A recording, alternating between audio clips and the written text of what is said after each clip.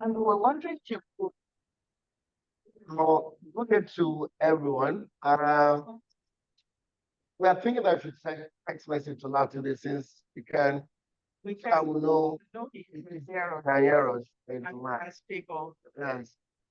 Okay, thanks for joining us to celebrate our icon, wonderful scholar, our Mama LSC, Professor Olufunke Mojubaolu Okome. Thanks so much for joining us. We appreciate you. We have about 1 hour, 30 minutes. Apart from that, everybody seems to be tired. We've been here for 5 days or 6 days. This is the last session. And the third session to honor Mama NSA, as I told Saeed. So, yes, please.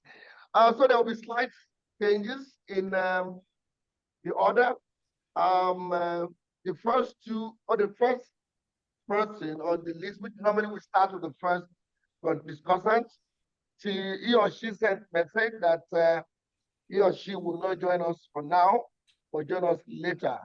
So we'll go straight to TD. Are you here? Gregory Okafor. Gregory Okafor. Hello, Gregory.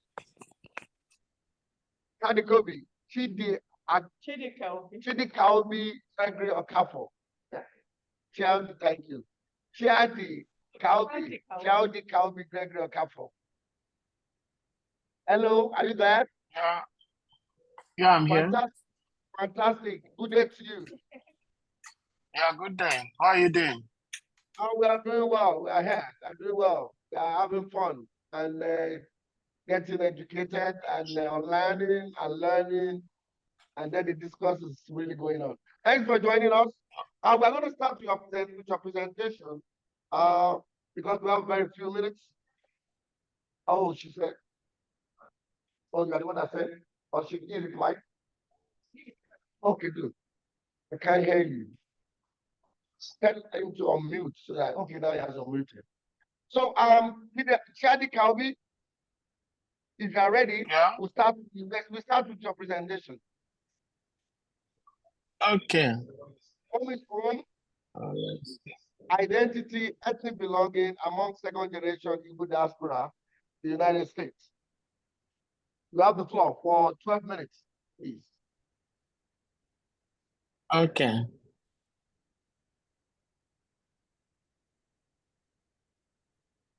Yes, the time starts now. From.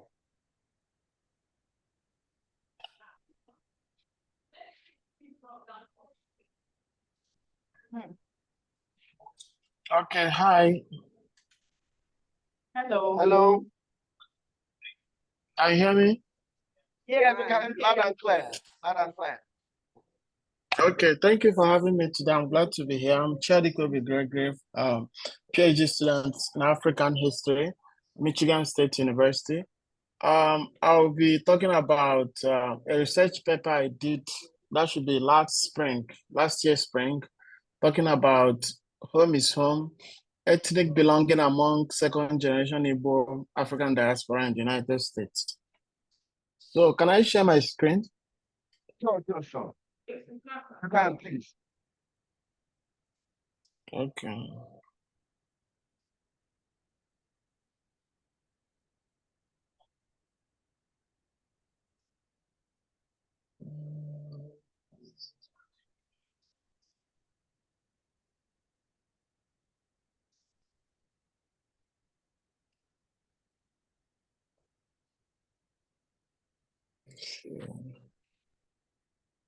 Okay.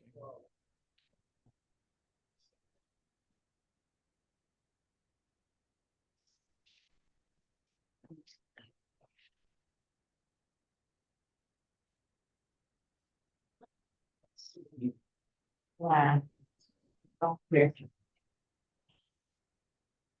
Okay, I'll just Just a moment. I'm trying to get it up.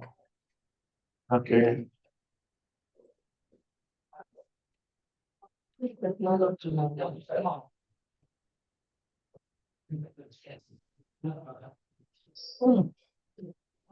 No, I want action. Yeah, you call.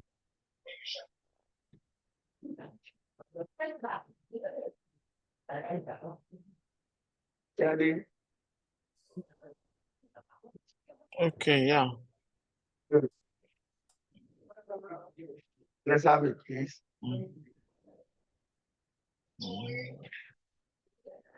Not working. Is it working now? No, we can't see. Can't see. Maybe you should. So maybe you just should start talking. please. Start talking because we are short of time. Okay, yeah, but it's up now, right? No, it's not. But talk will follow. Aha. Good. Now it's on. Good. Okay, yeah. Sorry about that. Yeah, so it's okay. All right, so when we talk about, sorry for that mix-up. Yeah, about this paper, I adopted the multidisciplinary approach. I did that while I was in the US, so I couldn't conduct oral interviews and, indigenous voices. But then what I did was that I co-opted and also used, went into other fields like linguistics, like communication, like sociology, and also use some methodologies to actually, get to this point. And when we talk about home in African diaspora, I argue that the question of home is an enduring issue for Africans in the diaspora. And in that sense, that home, gives us a sense of belonging, whether it's a physical space, whether it's an emotional space, and whether maybe it's a psychological space, as the case may be.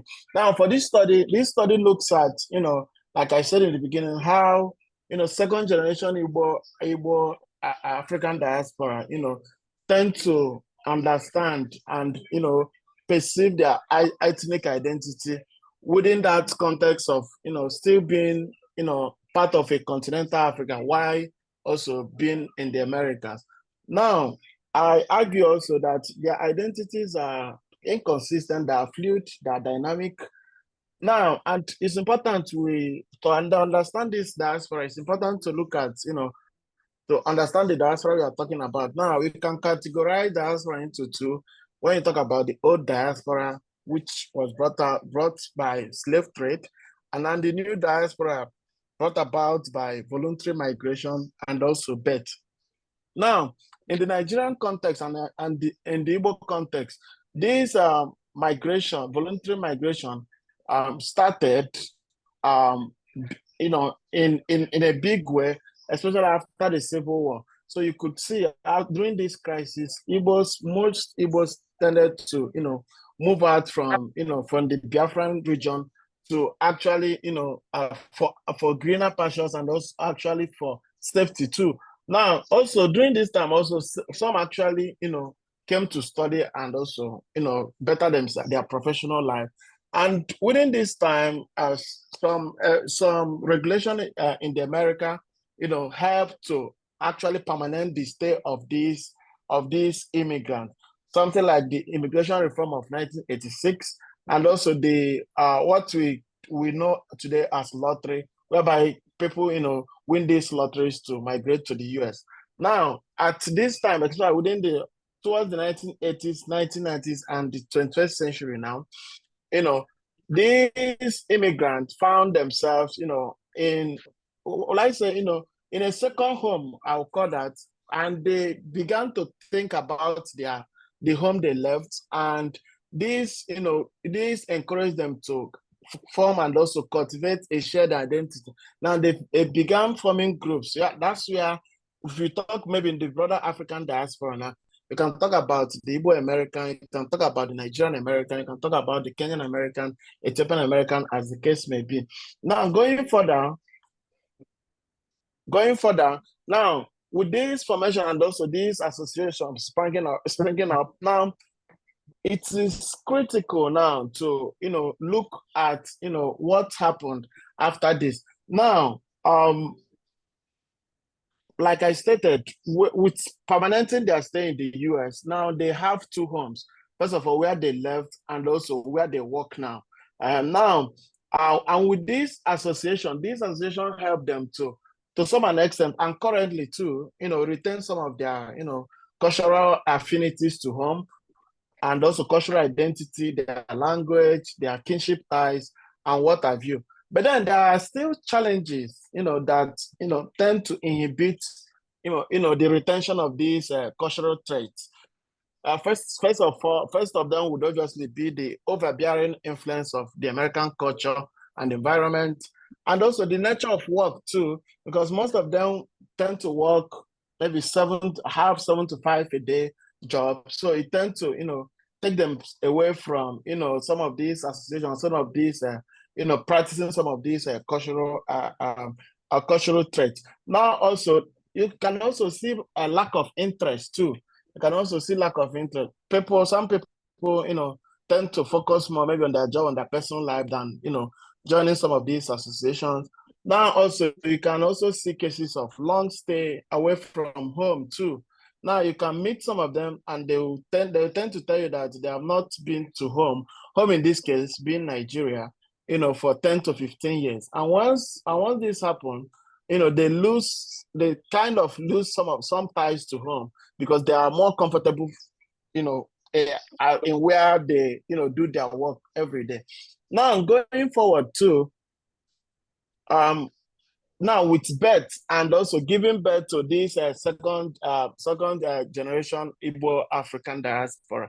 Now you could now see there are some of, I'll call generational differences, because the first group that migrated, maybe voluntary for studies or maybe for safety reasons, you could see that at some point they knew that where they came from. And most of them were born in Nigeria.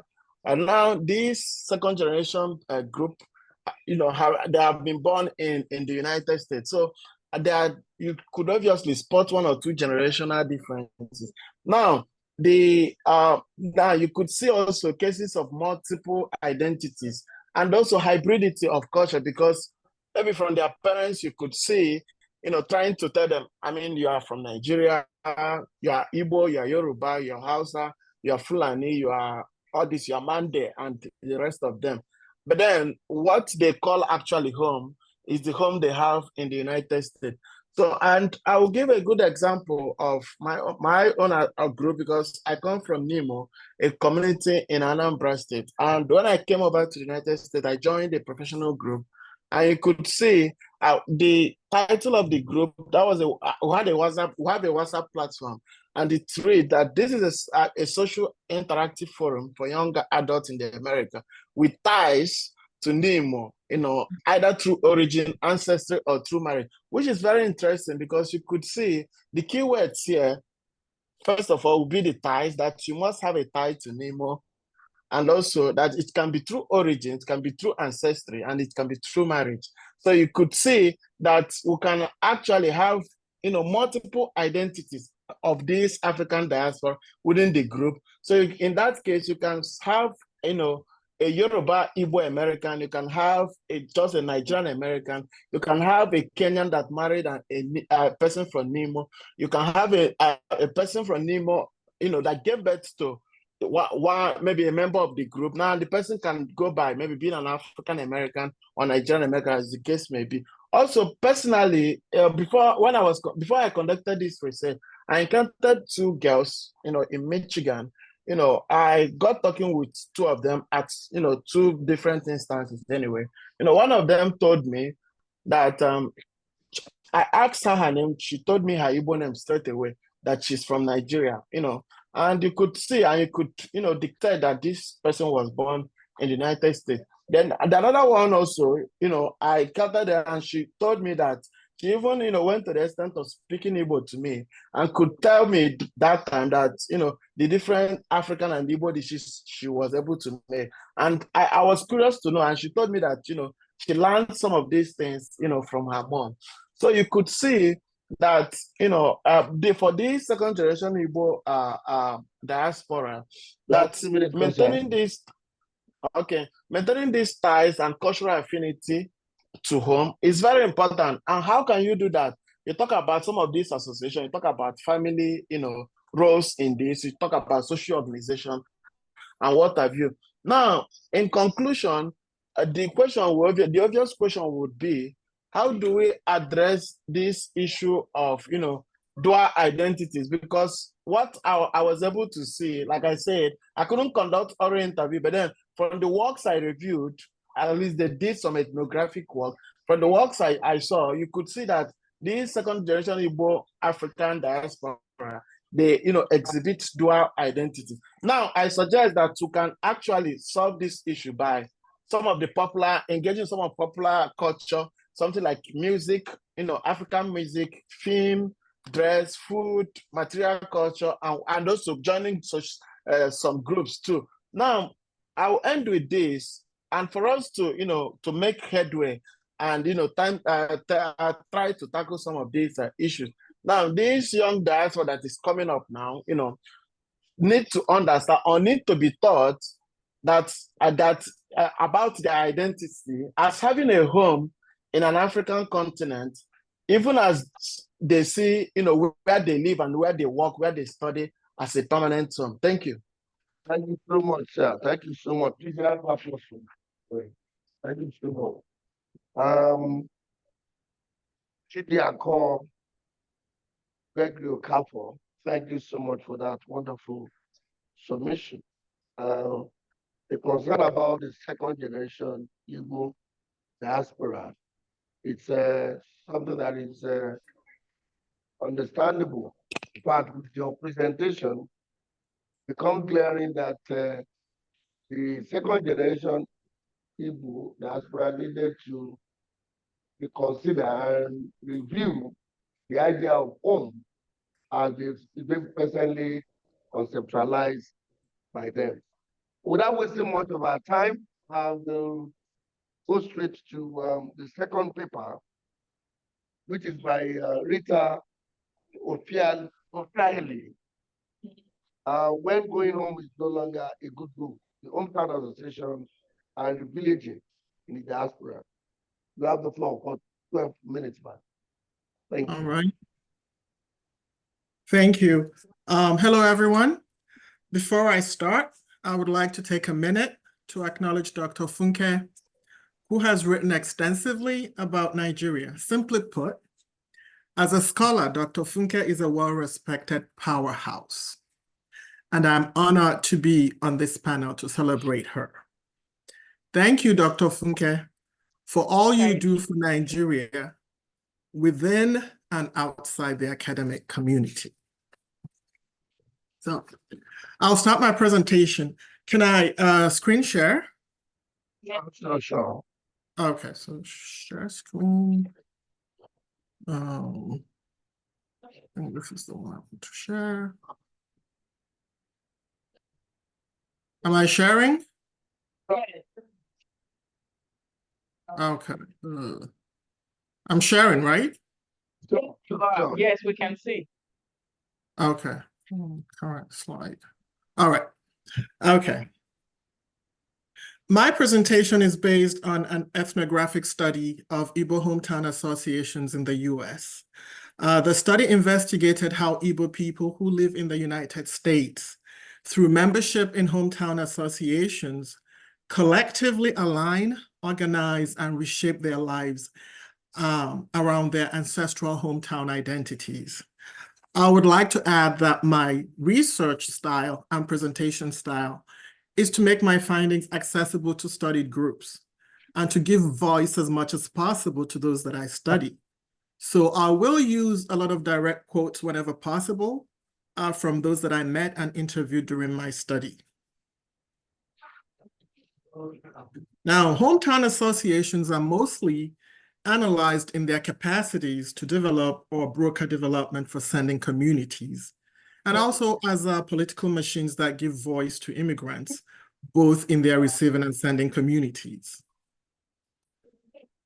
I, however, argue that while Igbo hometown associations may exist because members share a common locale of origin, being the ancestral hometown, the focus of their activities is not that single point there, the ancestral hometown, but their current point here, their new community in the United States. I argue the primary focus of the studied associations is on revillaging here and now in the US, in the new places that they have settled. Now, as part of my study, I asked Hometown Association members what the Hometown Association is to them. And the following are excerpts from some of their answers. It is a meeting of people descended from the same village, meeting of people that claim ancestral patrilineage from the same village or hometown. Another member describes it as a survival instinct, a natural instinct. The next member further explains, I don't think belonging to the association is an option. It is second to none. You have to, because you coming here, it is just like you're in a strange land. But once you identify with the association, you have identity immediately. You have to, because you can't do without it. It's not just not being a part of village. It's that a part of you will be missing. Now, let me put in a clearer way. If you don't belong to the association, you are actually alienating yourself from your roots, and it's easier for you to be blown away, end quote. Here, the association acts as an anchor to the ancestral hometown and the embodying of locality. In Diaspora, the association acts as roots that anchor members to the ancestral hometown, roots that act to stabilize their lives so they are not blown away as they settle down in their new communities, roots that temper and shape their degree of assimilation in their new communities. Now, when asked in a survey if the Hometown Association acts as a replanted village square in Diaspora or not, an overwhelming 74%, 3/4 of the respondents answered yes. 25 answered no.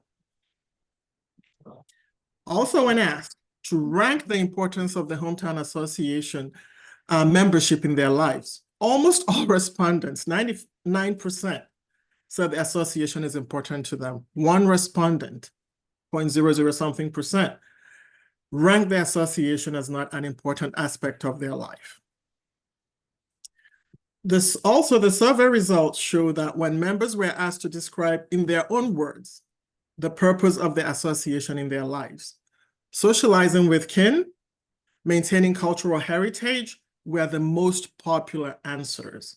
67% socialized with kin, 17% cultural socialization of children. The least mentioned answer was hometown development. That is to help people back home in their ancestral hometowns. Only 15% said that. A member offered this view of the Hometown Association. Where one lives is where one takes care of, and that the likelihood of us completing our mission here soonest and going back to Nigeria is improbable. So we need to make here our home, end quote. Another member further explains that after being here for so many years, we began to realize that going, no go. We realized that going is not a good go. And we began to think of how we will stay here and how we will live with our children in this country. What do we do with ourselves and our children? So the association began to focus on trying to live like our people here in this country, end quote. The studies associations were mostly in this phase where members acknowledged that going is not a good go, and we're taking steps to live like their hometown people here in the United States. They take steps to embody and relocalize their ancestral hometowns in their new environments. And they do this mostly through the social arena of the Hometown Association. Now, the Hometown Association provides a social space, a village square, where members can live like their hometown people here in the United States. The association acts as a site for the reproduction or maintenance of hometown identity. It provides a social space for hometowners to embody and practice their culture. For the members, it is not enough that they exist as individuals in the US. It is important that they come together or identify as a collective and to become known by mainstream Americans as a group that proudly identifies with their ancestral hometown in Nigeria. A member explained that it is important to be recognized as our village people in America, so we will leave our footprints behind when we come out as a group in public, or even when we are gathered as a group by ourselves. One person cannot do this, so we have to do it as Ndiobodo, our village people. This is very important. We need to leave our footprints behind for all in America to see us as our village people and for our children to realize the importance of village culture. They need to know their heritage, end quote. The footprints are important because, as the member further describes, without our footprints, we are nobody. We do not exist. That is why our footprints are important, end quote. He further clarified that ghosts do not leave footprints behind because they float around, and their hometown association people do not float around. The member explains that though they have migrated to the USA, they still come together as a village community to practice their cultural heritage so that they will not lose their heritage and become ghosts or formless people without roots. He said as their village people in the USA, they have strong roots and their feet are strongly planted in those roots, so they leave footprints. They strive to replant their ancestral footprints in diaspora and to inscribe ancestral locality onto offspring, so they may not be blown away by mainstream American culture. They mostly accomplish this through this public inscription of ancestral identity and locality through very intentional symbolic acts at the celebration of life cycle events. The association is typically center stage at these celebrations. From the beginning of the life cycle, so the birth of a child through to grade school, high school, university graduations, birthdays, anniversary, work promotions, weddings, retirements, and death, which is the end of life. All these life cycle events are proudly announced and celebrated in the social space of the hometown association. As a member explained, besides the immediate family, hometown association members are typically the first to be notified of these life cycle events, and they rally around their kin to celebrate life achievements or mourn the loss of life. Now, if we look at a high school graduation, it's a Western celebration. A member explained to me that in addition to inviting the friends of the graduate, they also invite association members to be present and to publicly acknowledge and congratulate the graduate. As those invited to the celebrations watch, ancestral identity is deployed, is acknowledged by celebrants, and put on display for public consumption through colonial rituals, speeches, traditional dance processions, the traditional food served, as well as the traditional outfits worn by celebrants and the hometown association members.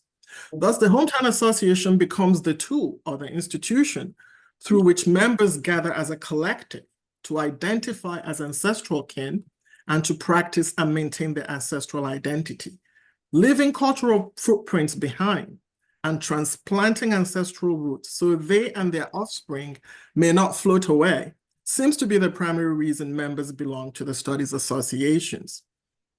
As a member explained, the people of New England will know that our hometown people live in New England. Now, in conclusion, though the studied hometown association have roots that emanate from the ancestral village in Igbo land, their collective activities are on developing not the ancestral hometown, primarily not developing the ancestral hometown, but a village in diaspora. These associations seem to be institutions that give new meaning to home development, developing the hometown community here in the United States. Hometown associations are primarily concerned with place and placemaking, and that is identifying with a place, the ancestral hometown, and then placemaking by carving out, institutionalizing, and publicizing the sociocultural arena of the hometown Association as their translocated village square in diaspora, so they may use this social space to privately and publicly embody, promote, and maintain their cultural heritage. Put differently, they are developing their ancestral hometowns here in their new environments. They seek to bring the village to themselves and their offsprings in diaspora, and they do so through the social space of the hometown association. Here, hometown development takes on new meaning. Hometown development means developing the hometown in diaspora or revillaging in diaspora. Thank you. Thank you so much. Wow. Wow. Something is going on. Actually, the presentation by Chiadi Kaobi and this new perspective by Orita seems to be illuminating. A shift from Chiadi Kaobi's position that they are trying to make the home, the second generation trying to make home in the United States. But Professor Rita seems to have gone beyond that to establish that the tie to the ancestral home is getting over time. And there seems to be another attention to a new hometown, from my call it that way, in the diaspora. Thank you so much for that perspective. I'm sure that Mama LSE, Professor Olufunke, Mojubaolu, Okome will have a perspective. I know she has written about this diaspora thing. Without wasting much of our time, we move straight to the next presenter, Dr. Onoche Nwabuiku.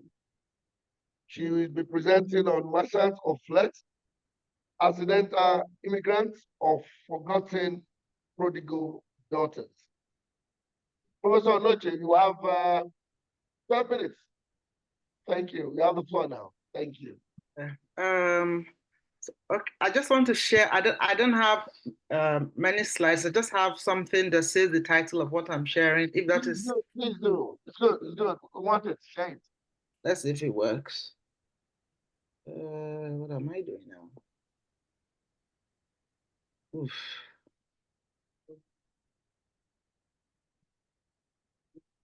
Not seeing.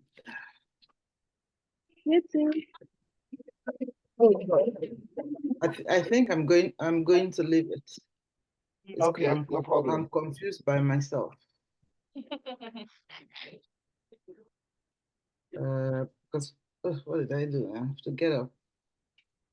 I saw. Let me just come out to Zoom. We can see and hear you. We can hear you. Okay, I'm just trying to. Okay, sorry. I'm trying to remove what I was trying to. Yeah. Anyway, okay. Hello again, everyone. My name is Onoche Nwabuiku. I'm not a professor. I'm a PhD candidate at the Institute of Feminist and Gender Studies, University of Ottawa. My presentation, which is going to be very short, is on Merchants of Flesh, Accidental Immigrants or Forgotten Prodigal Daughters. I'm very happy to be part of this celebration. I'm actually going to concentrate more on the celebration because as I was reading one of Prof's writings, I saw how much it fitted what I wanted to talk about. So I'm starting from some of the references I've gotten from her writing. So much has already been said. As a Nigerian, I stand on the existing protocol. I agree with the last speaker, even though what we do is when we agree with the last speaker, we proceed to redo everything the last speaker has said. Yes. So for the brief part of Professor Okome's work that I read, I was inspired by the fire in her writing. I find that her tone has what I call an activist tone, and particularly referencing the December 2017 edition of Erin Karindo. Please forgive my Yoruba. No worries, no worries. Yes, a Journal of African Migration. This is just like a minute part, because if we could devote the whole conference to your work, Ma, and we'll just only scratch the surface. I was particularly inspired, or like my brain got like a light bulb with that question of, do African lives matter? And when she asks that question, one can sense her concern, and it appears to me that her concern is real, or more real, in that she walks her talk and has walked in those same shoes, even if more expensive shoes, and while holding an American passport. So if a legal migrant like her, who is a respected member of various professional bodies, can encounter such treatment, even if subtle, one can only imagine what illegal migrants have to endure. And she calls the government out when she asks, how do African governments understand their responsibilities to citizens? Who, she says,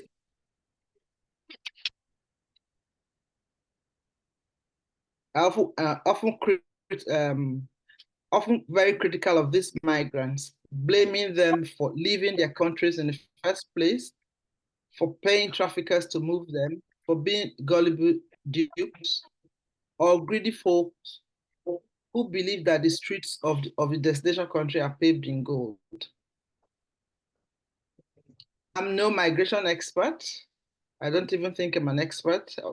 But the announcement for this, as I said, inspired me to flip my thesis.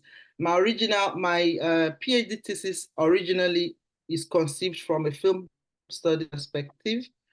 I'm looking into the representation and perception of Edo women as the face of prostitution or commercial sex work in selected films, or Oloture directed by Kenneth Yang, and Joy by Sidabe Motizai. I'm going to add some other film. Before the announcement for the celebration came up, I wasn't focusing too much on the migration aspect of that, because as an Edo woman myself, in case you can't tell, I may have enjoyed the benefit of what it seems, or what it means to be perceived as an Edo woman, especially if you want to apply for a visa to travel to Europe. I've only been denied a visa once in my not so young life, and that was at the Italian embassy. No reason was given, of course, but no one needs to tell me that my state of origin, which reads Edo State on my passport, must have had something to do with it. More seriously, I can understand why they may be profiling me, because according to statistics the statistics I have are old, but I think they can only be worse. Statistics from over 20 years ago, cited by Clementina Osezua, a majority of the women deported back home are from a specific tribe, Bini in Edo State.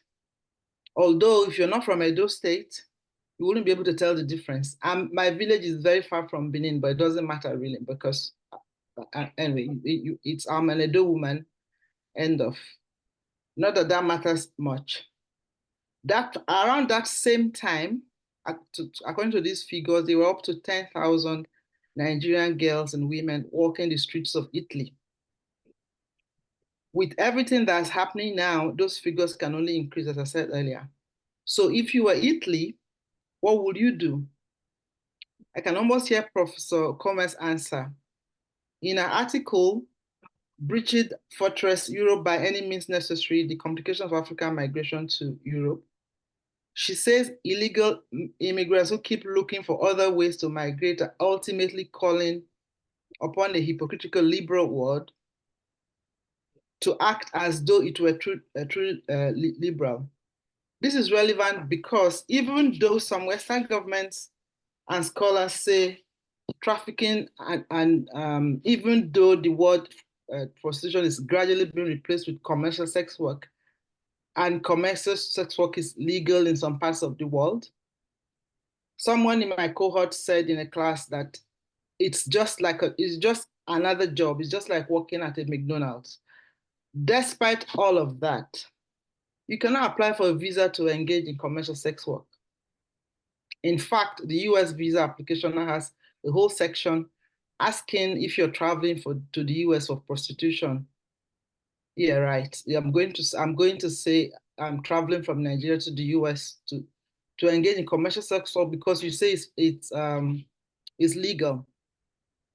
This is I think I'm digressing from the questions that I asked at the beginning. But most of what I've described is the treatment of commercial sex workers by other people, outsiders. The question is, what or who do we say they are? Immigrants, prodigal daughters, or what we used to call Bontrowe? This is work in progress, and there are still many more questions. Is it because of the stigma attached to commercial sex work? Is it because of the stereotype of the kind of people who do the job are not respectable? And more questions, you know. But quoting again Professor Okome in Breaching, that paradoxically, when it comes to Africans, we tend to get the propaganda about those driven to migrate by desperate economic circumstances and devastation, most to repel, demonized rather than embraced and lionized. Someone could ask, why? That is, why do we need to pay attention to the kind of immigrants that sex workers are? One word that comes to my mind is remittance. Because the figures I have here, Nigeria got about $20-something billion in 2023 from personal remittances. And these remittances does not say whether the color of the USD is the same. It doesn't state whether it's from commercial sex work or not. I'm not trying to preach to anyone to change careers, but what I'm hoping to do is to get our mind cracking. What makes one immigrant superior to the other? What's the what can we do to ourselves? Because we go outside, we are taught, like the two papers before mine are talking about people outside who are trying to create some semblance of home outside. Then we have the commercial sex workers who are neither home, like outside of home. No, they're not really. We are not associating with them. At home, we still. I mean, there's a cloak. Like I said, I'm not trying to. You don't. It's not. I haven't gone as far as saying it's just like working at McDonald's. But what I'm just saying is, what makes one immigrant different from the other? What is special about this group of immigrants? And as you can see, that they're contributing a good enough remittance back to Nigeria. 2 minutes. 2 minutes, Mama. Okay, I'll just round up just with one thing. If you don't remember anything else, the point of this short presentation I've done is to ask in Professor Okome's voice, do migrant Nigerians commercial sex workers' lives matter? Thank you. Thank you so much, man. I think that question is very, very valid, and it calls for concern. And from what you have presented using the works of Mama LSA, Professor Okome as a guide. There is a lot to be done, and we hope definitely we are going to do more to see what is going on with these citizens of ours, our daughters, our sisters. They deserve their life surely matters, and we are concerned about it. Thank you very much for that wonderful presentation, man. Thank you. Damilola, you are welcome back. Damilola, can you hear me? Yes, I can hear you. Oh, fantastic. Good, good, good. So, but hold on, Damilola.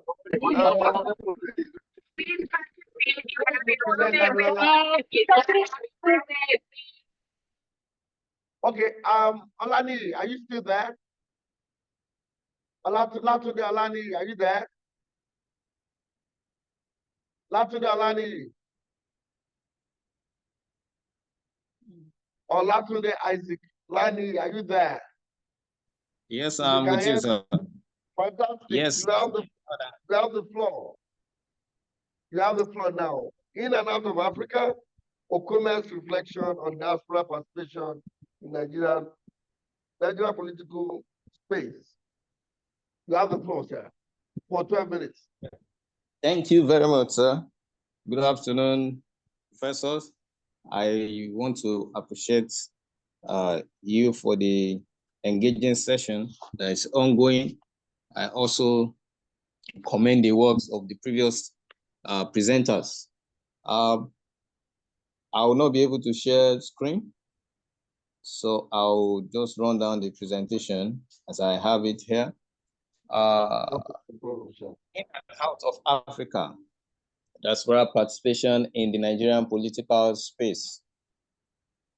There has been so much a number of works on diaspora, and most of it, especially relating to Africa, has focused on the potential of African diaspora in the development of Africa as a transiting continent, as a transiting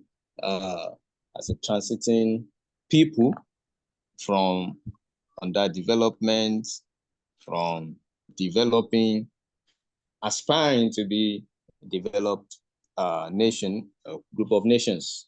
The abstract I have there, the non-overlapping boundary of modern states remains the notable heritage of the Westphalian Treaty of 1648, albeit the forces of globalization have reduced state boundaries and make liberal the flow of persons, ideas, and capital across geography.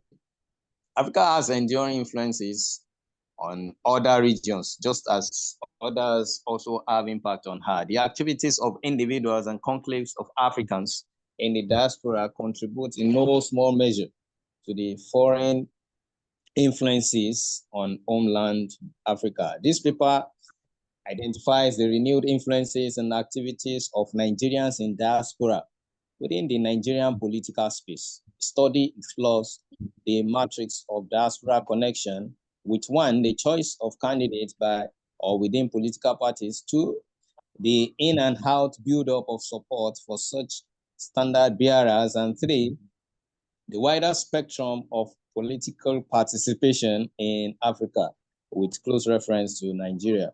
So the paper is an ongoing work, and it has as its theoretical standpoint an integrated theory of Miliband's political participation theory, together with the emerging transnational citizenship theory, which had been advanced by scholars before now, Fides 2010, Bovak 2013. This will form the forms the theoretical standpoint for the work, and the work also adopts mixed method for its analytical framework. So the paper seeks to look at how the Nigerians in diaspora are becoming political actors on the Nigerian political space, looking at what are the motivations. There has been several work looking at what diaspora population can do in advancing development in the country. A major one is the diaspora, which maintains social, economic, and political relations to the country of origin. That's the one given by Lindell 2009. It has identified the diaspora as a social, economic, and political force, and it represents a potential resource for the local and national development of Africa, of Nigeria. So these actions of diaspora in terms of remittances and philanthropy, being ambassadors and lobbyists for businesses in country of origin, and also for political purposes, has been espoused in the works of Shane 2002 and Marans 2015. So political actors in the country, even in Nigeria, especially within the political parties, often also look forward to the diaspora, members of the diaspora, especially those that have been in the Western country. They see them as constituting economic and human resources due to their exposure.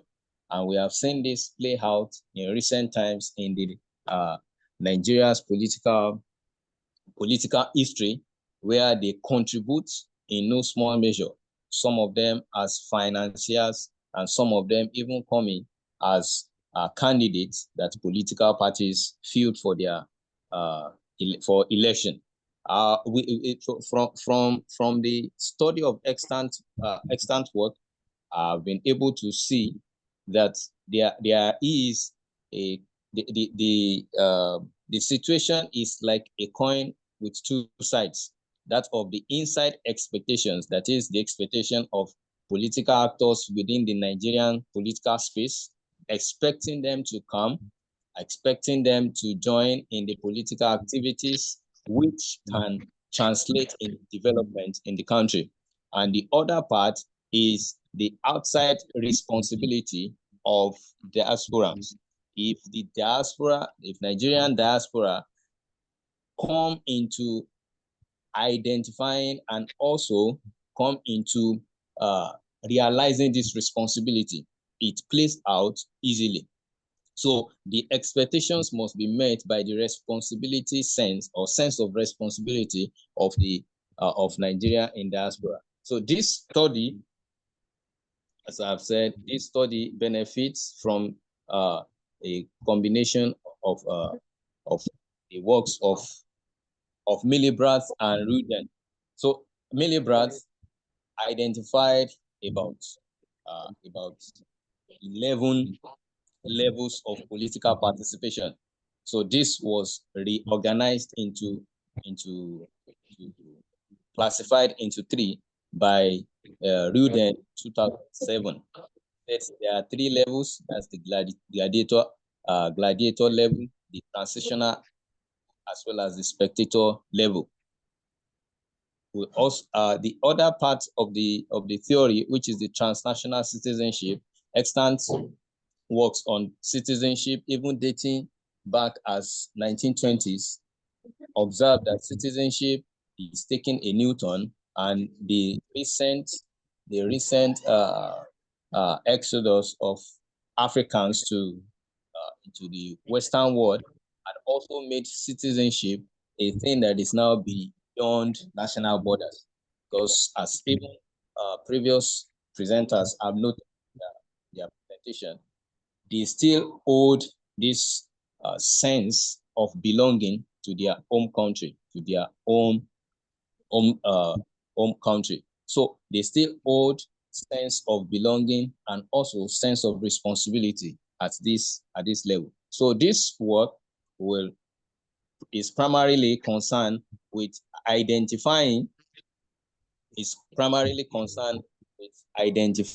considering the methods and mechanisms used by Nigerian political actors to attract potential political actors in the diaspora, and also to determine the level at which diaspora participation is prevalent, vis-a-vis the levels of participation expounded by Rudin. So this work will benefit from mixed method, as I've said, and qualitative data will be gathered using interviews, key informant interviews, and focus group discussions with purposively selected political party leaders of political parties, and also politicians that have participated in the last 3 elections, national elections, presidential elections in Nigeria, that are of diaspora roots votes. That is, they came into Nigeria to during the electioneering period to contest election, or to give or sponsor candidates for election. So the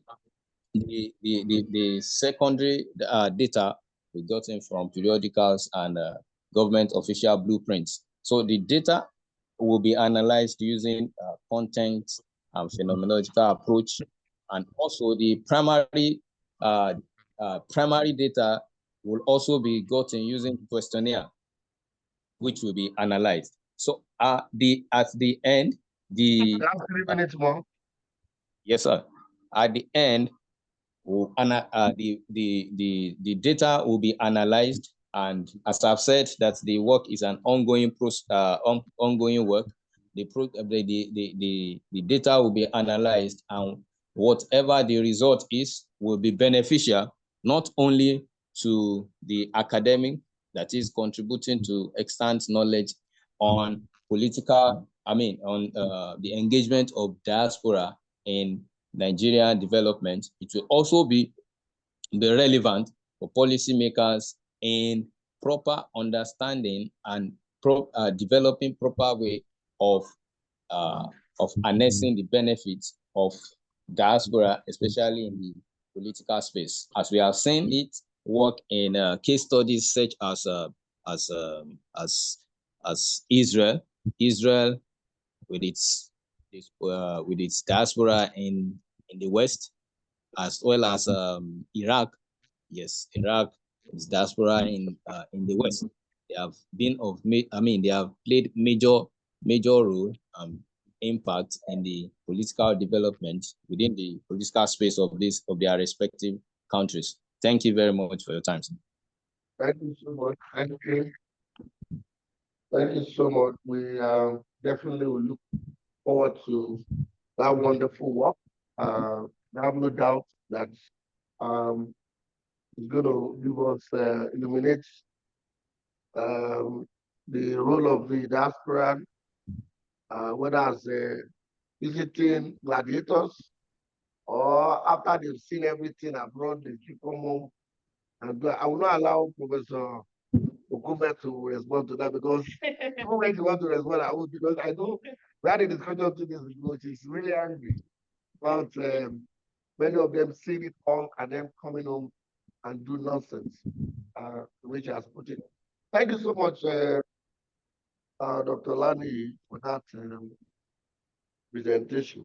So to the last presenter, Damilola Victoria Oduola, Ubuntu and Medical Brain Drain in Africa, Impact and Possibilities. So you have the floor, Ma. All right. Good evening, everybody. I want to apologize. Can everybody hear me? Can hear you. Can you hear me, please? She can hear you, but yeah, I'm sorry. There's a lot of background noise. Sorry about. Yes. I'm trying to see if I can check.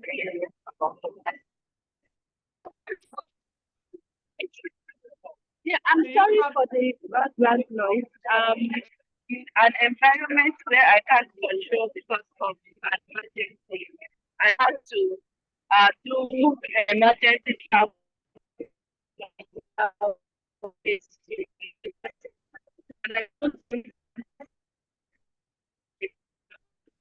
can't hear you now. We can't hear you. We cannot hear you. We cannot hear you.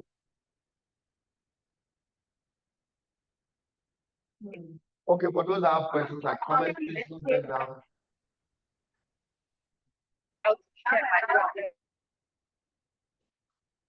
We're not able to hear you. We can't hear you at all. We cannot hear you, man. Just questions, comments, take notes. We'll take them.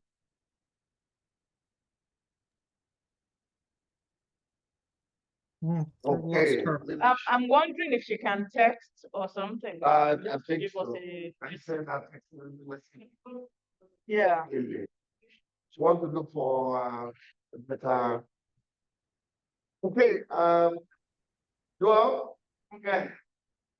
Do you have comments or questions? I do. Madam Tech. Come on. Oh, Madam Tech. Good. Yes. Okay, Madam Tech. Oh, what? Then they have questions. Oh, We'll take your question and then we'll come back. So we start with Joel. They will come to her.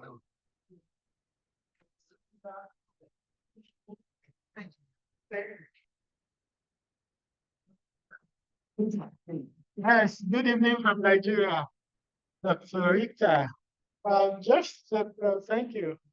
You made a very beautiful and critical illustration of re-villaging in diaspora. Now, I would like to ask, for like you made illustration about over 99% are saying that it is better to belong to the home town associations. Now, what happens?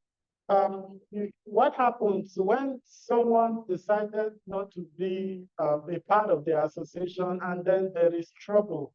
And then on compassionate ground, is it possible that someone on compassionate ground, is it possible that someone that has de-associated him or herself from the hometown association for many years, and then there is something, maybe something, is there a way that the association made provisions for emergency medicine?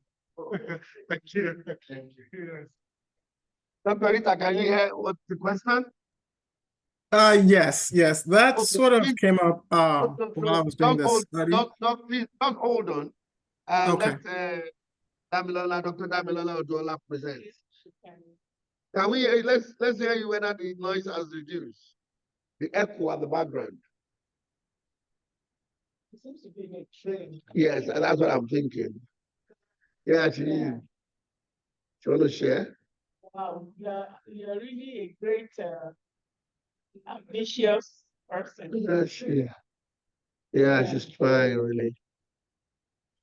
So, why don't you just talk to us? Just talk to your slide briefly, and then we know oh, there it is there. All right. Fingers crossed. Okay, good. Can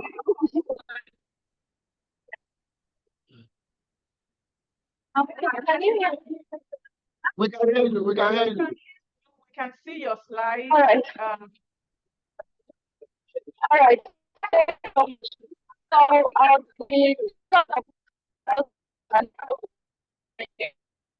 So we can't hear you now.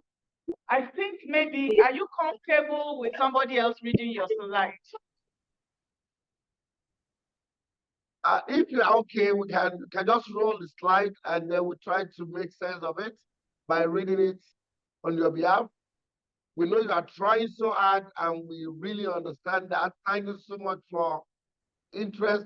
But the situation is not, yeah, and we're almost out of time. So if you are you comfortable with somebody else reading your slides? Okay, if you are okay with somebody, okay, she's gone. Okay, so let's just continue the Okay, discussion. let's Ask more questions. If you have another question, okay, yes. Okay. Good evening to everybody from Nigeria. I want to start with, or start by commending the efforts of all our panelists and congratulating our Mama Elisa once again. My question is for Dr. Olani Latunde. Your paper is, oh, I'm sorry. My name is Chima. Yes, please. And you are, and I am a oh, she's trying to do- Okay, so I'm just that's for not really to it. It's kind of a mental place, special place. It's mostly a real estate working with Yeah, I'm so sorry. So sorry. Yeah. Very good. Can you project your slide and then we read it for you because we cannot hear you at all. Just do a presentation style and then It's fine. it can Let be someone read. read it. Okay, fine. She says someone can read it. Can you make it bolder? Yeah. Can attempt to read it for you on your behalf, if that's okay. Put it in a slideshow form so that it's readable. Okay. All Great. right. Okay. Can I? So next, Yes. Okay. Medical brain drain in Africa. I assume this is an introduction. Yeah. Sub-Saharan Africa faces the greatest health workforce crisis because while it has 11% of the world's population and 24% of the world's diseases burden, it has only 3% of health workers. And this is according to WHO's data. The health workforce crisis in Africa is particularly exacerbated by the mass migration of health workers from Africa to developed countries. Example, the USA, the UK, Canada, Germany, Australia, etc., in the form of medical brain drain. Malawi trains 60 nurses a year, but loses around 100, with more than half of them going to the United Kingdom. This is according to Masanjala. I hope I got that right. A national statistical report published in August 2022 by the UK government also reveals that 13,609 healthcare workers had left Nigeria for the UK between 2001 and 2002. That's according to Lawal et al. Medical brain drain leaves fragile African health systems with enormous shortages of health workers. As of 2022, Malawi has only 0.5% doctors, 7% nurses, and 0.1% dentists per 10,000 population, while Nigeria has about 3.9% doctors, 15.6% nurses, and 0.2% dentists per 10,000 population. Similarly, in Ghana, the physician population ratio is 1.4% per 10,000 for doctors and 37.9 per 10,000 for nurses. And this is according to WHO Global Health Observatory. The numbers are closely similar in other African countries. Next slide, please. Okay. Mojubaolu Okome, if I got that right, identifies economic, social, and political, quote and unquote, push and pull factors that influence African migration. Push factors would include low pay, lack of employment, underemployment, exposure to violence, persecution, and oppression. The pull factors would be possibilities of earning a higher income, finding employment, and hope for freedom from violence and oppression, etc., according to Okome. Globalization has a huge cultural factor that drives African migration to Western countries. Information technology brought by globalization has given people access to information about what is going on in other countries and how migration to other countries can be of benefit to them, according to Okome again.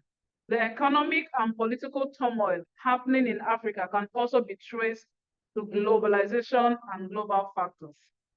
Worldwide economic depression, negative terms of trade for African countries, which has resulted in huge international indebtedness, and the involvement of multilateral organizations such as the International Monetary Fund, IMF, the World Bank, the World Trade Organization, and external creditors in proposing harmful economic solutions. For example, structural adjustment policies to African countries, according to Okome again.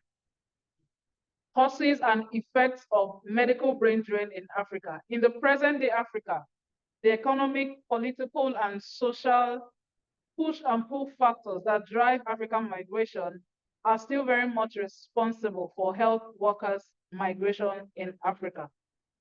Push factors, in quote, which prompt African health workers to migrate include insufficient suitable employment, low remunerations, unsatisfactory working conditions, and repressive government, according to Carly Penny et al. And Oduola. Pull factors which attract health workers to migrate to wealthier countries include, she says she's in a more quiet environment. So you can try, but No, 5 minutes. yes. Okay, we have 5 minutes. Okay, can we let her conclude? If Yeah, that's let her conclude. over to you, Damilola, please.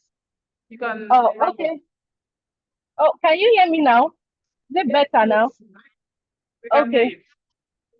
So, as you've read earlier, the causes of medical brain drain are the push and the pull factors, which are the push factors and the economic factors, the lack of pay and the economic and political situation in Africa. And the pull factors are the good working conditions and the good pay that are in Western countries. And these factors drive health workers from Africa to other countries. And the effects of health workers migration in Africa include the loss of skilled personnel, and then the weak health systems that we have in Africa gets worse. And this leads to bad health outcomes. So we have more diseases break out. We have low life expectancy because there are shortages or non-availability of health workers. Now, reactions to medical brain drain in Africa, because of the effects of medical brain drain, because medical brain drain has a direct effect on the health outcomes in Africa. African governments have been looking for ways to resolve this problem, this challenge. And one of the ways by which they have the medical challenge is through compulsory service. And compulsory service is a policy that kinds of coerce health workers to stay back in their country to serve for a number of years. But there have been reactions towards compulsory service. Health workers have argued that compulsory service is a violation of their freedom to migrate. And freedom of migration is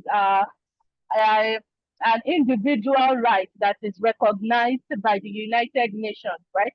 So when governments impose compulsory service on health workers, it violates their freedom of movement.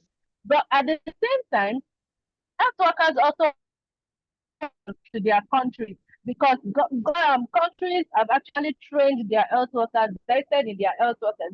And when health workers travel, they take this investment outside of the country while leaving the other citizens impoverished because of their life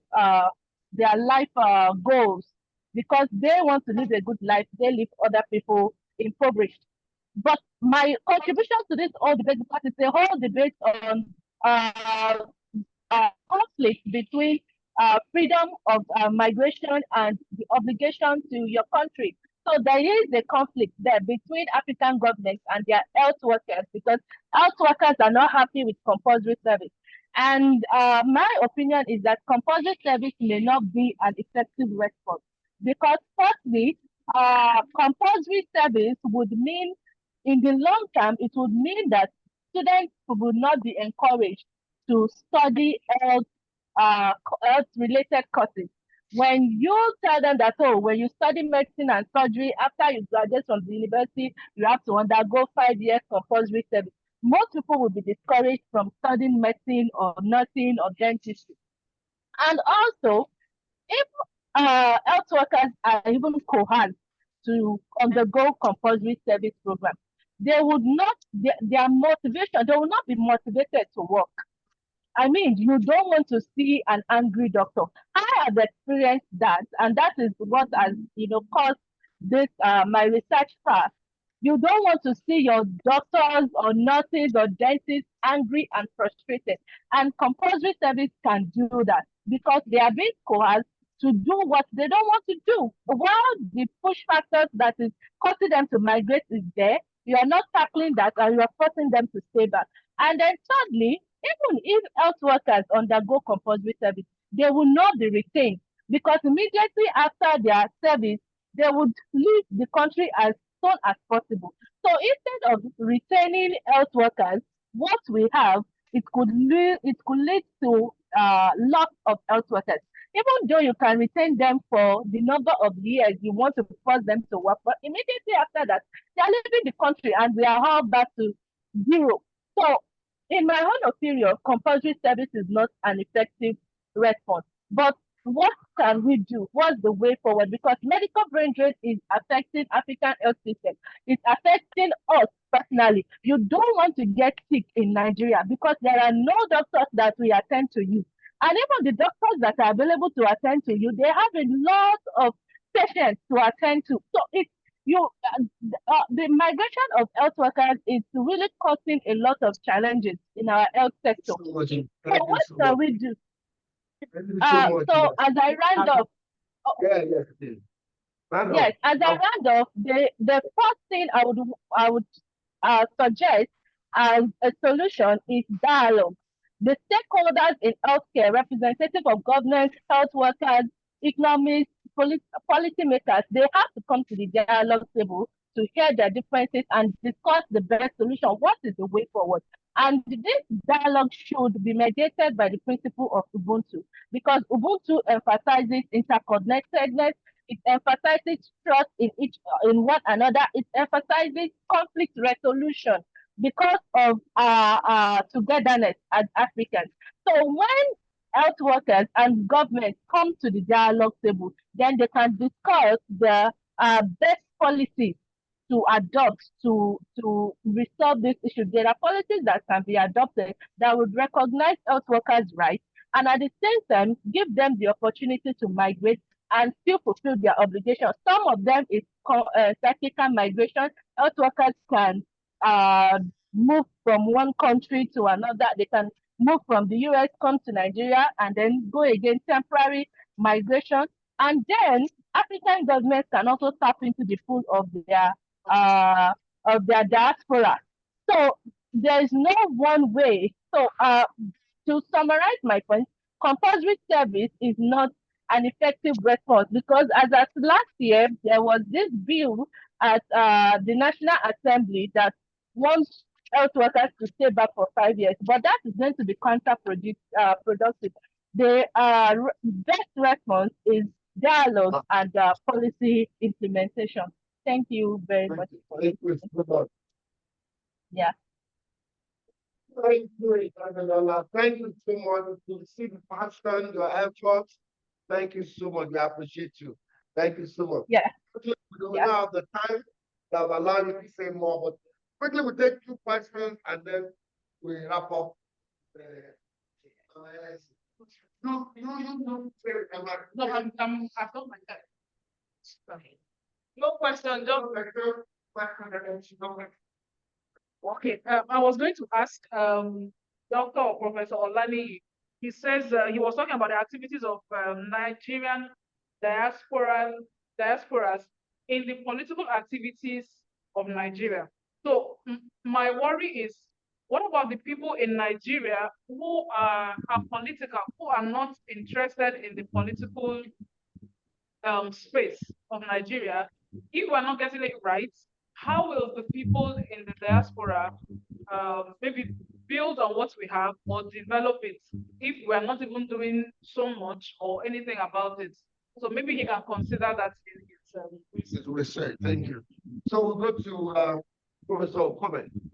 Well, thank you so much, everybody. I really enjoyed all the presentations. And Damilola, kudos to you.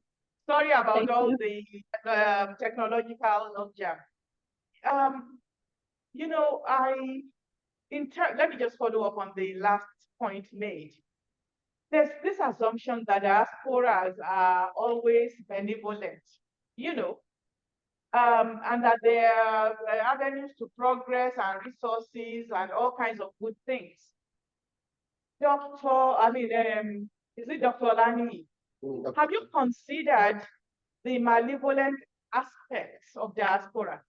Because I know for a fact that when there have been conflicts between ethnic groups in Nigeria, that some of the members of the diaspora raise funds and get arms for people to fight these wars. That's one thing. The other thing is that it is not evident to me that just coming from the diaspora, that we can differentiate between people who come from the diaspora and people who are at home in terms of their performance and in terms of the level of kleptocracy that happens. So, I mean, I would want to see what you think about that. The other part of it is it might be interesting also to look at how the diaspora is interacting with the political system where they are. Because actually now we have so many people. Some people are becoming mayors. Some people are council persons. Some people are becoming presidential advisor and aides and leading significant institutions. So it might be interesting to compare what's happening here with what's happening there. And what kind of impact really does diaspora have on politics and political participation? Dr. Opiali, I really enjoy your presentation. And I think actually that there's a linkage between yours and Chiadi Kalbi. Because you know what? I think the challenges for the parents is very different from the challenges for the children. Yeah. And that if the parents do not break and prepare the ground, the children cannot thrive. So the children have more luxury to now start grazing and deciding, you know, about how to do. And then sometimes also they get either inspired or turned off by what their parents have done, because the parents are reacting to impetus and realities that they don't have to deal with, you know. So it would be really great if maybe the two of you can talk and do something together, because the hometown associations are actually very vibrant. Then I'm also wondering about hometown associations and the politics inside. Sometimes the gender politics is not positive, in my experience. Sometimes also people want to reify, you know, what existed before they left Nigeria. They don't want change. And you might find that Nigerian ethnic cultural practices are even more progressive in Nigeria than in diaspora.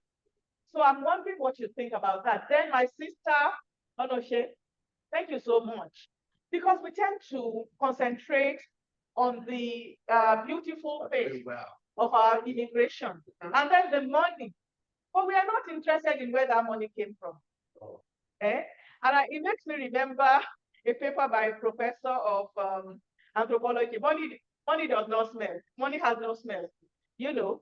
So why is it that we're interested in the money and the fine face of diaspora and not in the plight of sometimes the majority of our migrants who are inside hell, you know? And most of why they're doing this is to support people back home, you know. What is it that we have as a responsibility to them? And we say Black Lives Matter. But you know what? I'm also not happy with how our governments respond. And when things happen, tragedies happen to the Europeans, they weep louder than the bereaved. Yes, and the same tragedies or worse happen to our people and there's silence. So we need to examine this because it's very cruel and brutal and damaging to the psyche. So I would really love you to continue your work, and I'm interested in seeing the published versions of everybody's work. And Damilola, we have a problem. Yes, I mean, are you going to trap people here and say they can't go where they want to go? What it will also encourage is clandestine migration. So people will go anyway. They'll get a visitor's visa and then go and stay in that place and whatever. So we need to be more mindful about the interests of human beings who are engaged in these processes. And I think the work that all of you are doing is kind of showing that complexity and the exciting dynamics of our migration. So thank you. Thank you. We'll take maybe 1 more minute response from the discussants, and then we end because that only 3 minutes. Okay, can we just have one person talk and then we have everybody can talk short. Please, 2 seconds. Because this will go up by 2 minutes. It will go up. Okay. Yeah. Let's also continue online. We have each other's emails. Okay? Thank you so much. I appreciate you. Can you just briefly? That's how we read Dr. Rita. Okay. Yes. Thank you for the comments, Dr. Funke. The Hometown Association space is so gendered that 2 ASA meetings ago, I gave a presentation titled The Kola Nut Ceiling in the Hometown Associations, and the room was almost set on fire by the reactions of some of the Igbo men in the room. So it's a very gendered space. And yes, once the loss of prestige by some migrants means that they're sort of trying to reassert those traditions, like you mentioned, that no longer hold in their hometowns. And Chiadi Kobe, our work really they complement each other, so it would be good for us to chat online. Thank you. Thank you so much. Thank you. Yes. Yeah. Okay. Yes. Thank you very much, Professor Okome. I hope I'll see you in person in the near future, and hopefully by next LSA, my thesis itself will be out, and at least be able to publish that. I mean, highlight the findings and see how that turns out. All the papers are really very interesting. Yeah. Thank you so much. Gregory, a couple. 30 seconds. Yeah, thank you so much, everybody. I think I learned a lot, and African diasporic studies is actually one of my minor fields, and I would really love to connect with Dr. Rita as we go forward. Thank you so much. Thank you. Lani, quickly. Lani, Damilola. Yes, 30 seconds. Yeah, thank you so much, Professor Okome. I actually enjoyed reading your work on migration and causes of migration. It really speaks to what I'm doing. And thank you also for the understanding of my situation, the network. I felt so embarrassed at first, but thank you guys for the understanding. I really appreciate it. Thank you so much for everybody. Thank you so much. I appreciate you. Thank you. What is